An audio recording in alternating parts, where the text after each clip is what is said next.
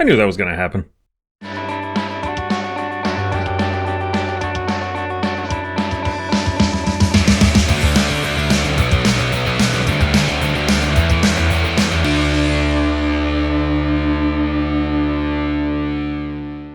Hello everyone and welcome to Positive Curiosities, where we try to learn about some sciencey stuff as well as the world around us while also trying not to feel like we need to end it all due to all the negativity everywhere around us.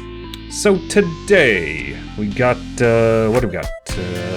Earthquake predictions. Oof, got our work cut out with us with this one. Oh well, here we go. First, earthquakes. Most people know what they are, but in case you've been living under a non-tectonically active rock, here's a little primer. Primer?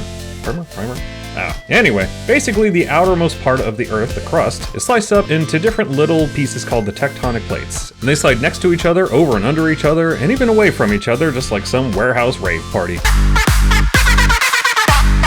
When the plates build up enough pressure from all the rubbing up against each other, they release that pressure because of the sheer gargantuan mass of the plates. When all this pressure is released, it makes the plates move, like pushing a heavy box until it finally gives way. And since we live on those moving plates, we see everything jostling around and moving, and we just call it an earthquake. Trying to predict or accurately forecast one of these big mamma jammas is a different story altogether. Can scientists predict earthquakes? Well, no. Can random people on the internet predict earthquakes?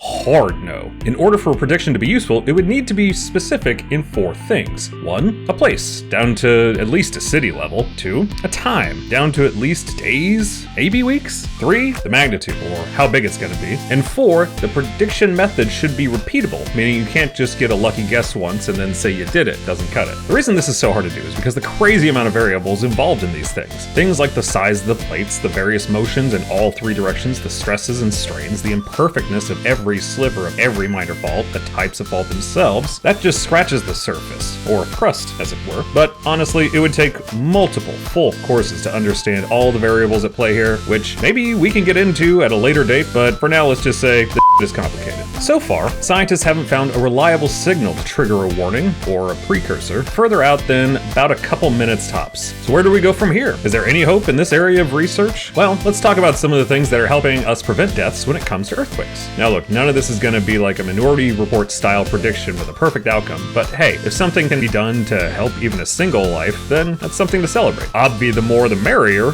but even one is good in my book, especially if that one person is you. So let's talk about one of our best tools right now.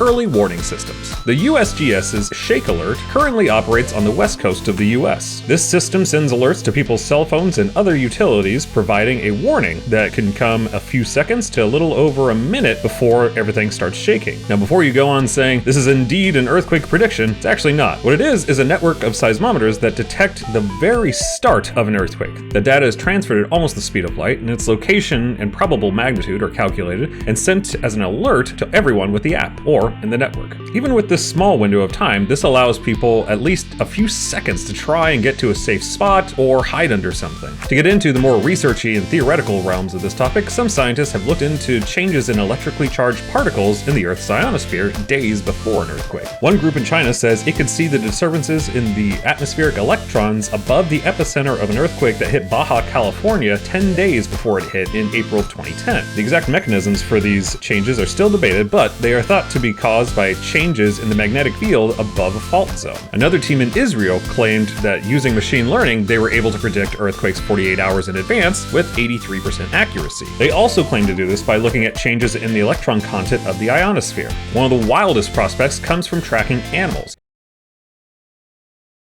In one study, researchers tracked the movement of 172 goats and 4 sheep with GPS on the slopes of an active volcano. They found that the animals moved downslope hours before a large eruption. Some think that these animals could be reacting to infrasound, very low frequency sound that humans can't hear. Regardless of the mechanism for their seemingly psychic abilities, there is a team tracking numerous animals all over the globe in hopes of discerning various patterns in animal movement behaviors. It's called the Icarus Project, and their hopes are that someday, with enough data data and enough animals being tracked that they might be able to predict when and where natural disasters such as volcanoes, earthquakes, and tsunamis are going to occur before they happen. By far, though, one of the best investments right now is simply building more earthquake-resistant structures. Obviously, no structure is going to be earthquake-proof, but there are techniques that can mitigate the damage caused during earthquakes. One way to do this is to put the building foundation on flexible pads that move with the earthquake itself but keep the building relatively stable. Vibrational dampeners act like shock absorbers for buildings, and pendulums can help stabilize and dissipate the energy in the building. Long story short, over the years, scientists and engineers have figured out better ways to make buildings more resistant to earthquakes, and it has saved lives.